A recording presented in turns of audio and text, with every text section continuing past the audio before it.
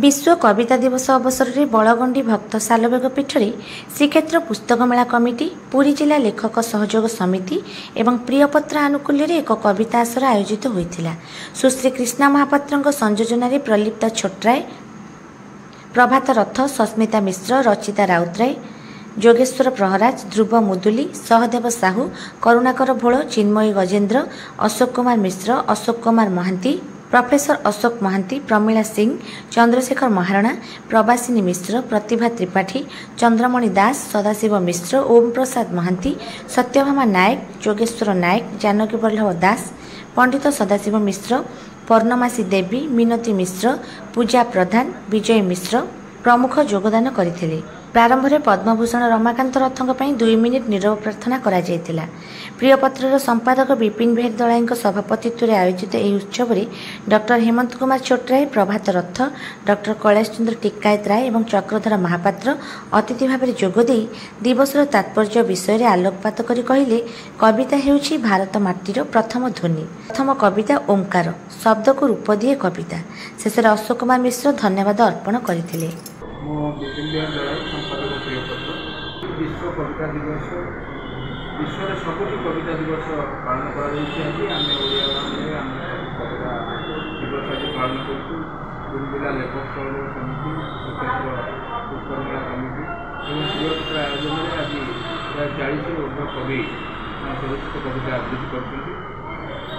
कविता स्वर दे पढ़ा, आबृत्ति करवा, शैली शिखा, कविता प्रचार प्रसार पाई आम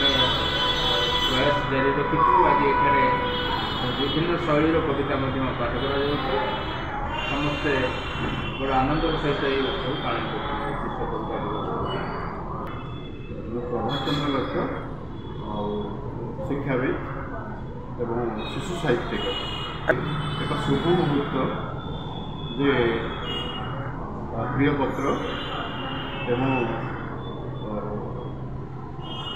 लेखक सामुख्य पुरी जिला लेखक सामुख्य समिति एवं आमर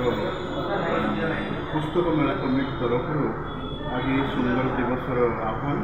आज प्राय 50 जन खंडे कवि कवयित्री एठार एकत्रित होती गोटे बार्ता जीव विश्व को ये निश्चित विश्व परिवर्तन हम एवं ये परिवर्तन माध्यम ये कविता। तेणु कविता चिरजीवंत एवं यह भितर जीवन शक्ति रही एवं आज जो विश्व समस्या अति जटिल हो पड़ी मु भावुँ या आधार कर जो कविता मान सब सृष्टि होती तेणु कवि मैंने आप्राण उद्यम कर सुंदर सुंदर कविता मान ये गान आवृत्ति एवं विश्व को निश्चित भाव में बार्ता जीव समस्ते सचेतन हे एवं समस्ते जो युद्ध मुह होती एवं या परिवर्ते निश्चित भाव में विश्व शांति एवं संहति प्रतिष्ठा लाभ कर आशा पोषण करुच्ची। आज समस्त मन भितर गोटे अपार आनंद जे कविताटी लिखा, कविताटी गान करवा एवं विश्व को सचेतन करवा एवं जनमानस गोटे सचेतनता सृष्टि करवा आज लक्ष्य। तेणु मु 100% आशावाद मो भीतर रही ये कविता निश्चित भाव में विश्व को परिवर्तन कर शांति आनयन कर।